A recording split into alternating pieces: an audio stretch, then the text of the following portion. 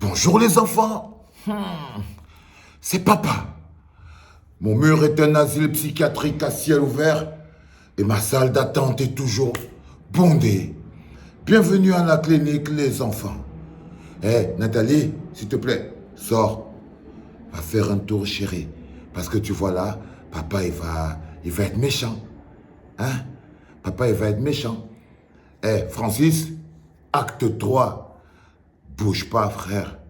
Acte 3, tu vois, sur ce coup, papa, il va mettre les organes. Papa, il va mettre les organes. Je t'ai vu assis dans le bureau de moi, les combis. Ferme ta gueule, hein. Je t'ai vu assis dans le bureau de moi, les combis, comme un chercheur d'emploi. Avec ta ceinture, ta ceinture était comme ton dossier. C'est comme si c'était ton dossier. Tu venais. J'étais vraiment, j'ai cherché mon champion qui était dans la cage, en train de défoncer la tête de ce mec. Et tout ce que j'ai vu dans le bureau de moi, les combis, c'est un chercheur d'emploi. Tu étais assis comme un chercheur d'emploi, frère. C'est-à-dire que depuis 3 jours, je t'explique que quand ce sera leur tour de te mettre en haut, ils vont te mettre en bas. Mais tu ne me crois pas? Je t'ai vu, tu étais faible, sans énergie, avec le sourire débile comme ça. Tu as mené le drapeau du Cameroun sur le toit du monde, au sommet du sommet. Et malheureusement, quand tu es revenu au Cameroun, tu as été reçu dans la poubelle. Logiquement, et tu le sais, ça n'aurait eu de sens que si tu avais été reçu par les pillards. Mais je t'avais aussi prévenu. Je t'ai vu, frère. Je t'ai vu avec le sourire comme un autiste. Tu étais là comme un bébé mongol, en train de rire comme ça, comme si tu ne pouvais pas t'arrêter de sourire.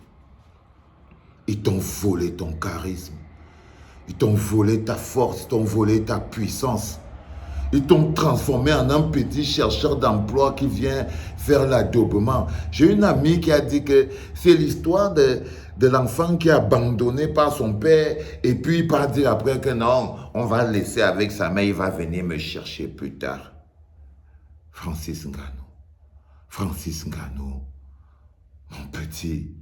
mon petit, t'as raté une occasion en or d'être grand. Ne tombe pas sur les affamés camerounais. Chacun rêve que tu vas lui donner 5 francs. C'est pour ça qu'ils te sucent tous la bite.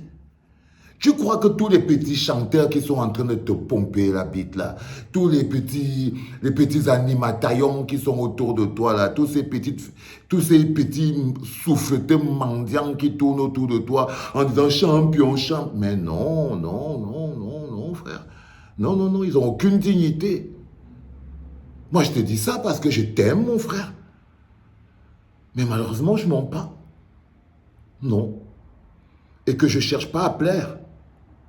Je t'ai vu, j'avais l'impression que c'était le rêve de ta vie. C'est comme si toute ta vie, tu as tellement waouh au Cameroun que tu t'es dit, peut-être qu'un jour, je veux faire tout ce que je peux pour que moi aussi, j'entre dans les bureaux aussi. Un gars qui a croisé Mike Tyson. Un gars qui a joué dans Fast and Furious. Un gars qui a défoncé un mec dans la cage. Un mec qui a atteint le sommet de la motivation et de la...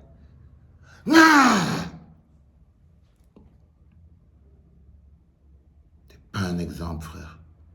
Je suis pas un exemple, mais toi non plus.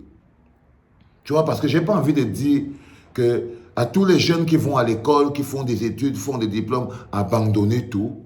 Hein, prenez la route, bosaillez, et puis vous allez venir donner le fruit de vos efforts au gouvernement de voleurs. Non, je ne peux pas conseiller ça à un jeune.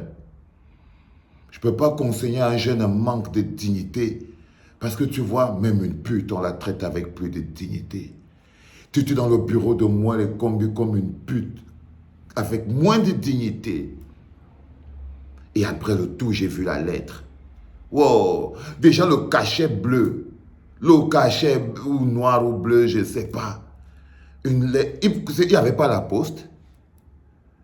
C'est-à-dire que, donc tu es parti, donc tu es parti des États-Unis pour venir prendre une lettre qu'on aurait pu t'envoyer par la poste. Ah non, je t'ai dit aujourd'hui, je mets les organes, mon frère. Ah, je mets tous les organes, tout. Tu es parti des États-Unis pour venir prendre une lettre qu'on aurait pu t'envoyer par la poste. Un pays qui ne grandit pas ses enfants. Un pays qui vole l'honneur de ses enfants. Tu aurais pu être géant. Le Cameroun devrait te mettre au toit du monde. Tu devais même avoir ta tête sur un billet de banque. Tu devais avoir la tête de Francine Ngannou sur un timbre. On devait avoir la tête de Francine Ngannou en grandeur, poster nature. Mon Dieu! Ça aurait inspiré les gens. Pas le chercheur d'emploi que j'ai vu avec sa ceinture là, comme ça, posée sur... Oh my God. Petit frère, va chez vous. Petit frère, va chez vous. Va chez vous. Tout dans les points. Mais bon, on ne peut pas tout avoir dans la vie. Malheureusement, c'était la fin. Acte 3, terminé. Les enfants, je sais qu'il y a beaucoup qui seront fâchés. I don't give a fuck. C'était papa.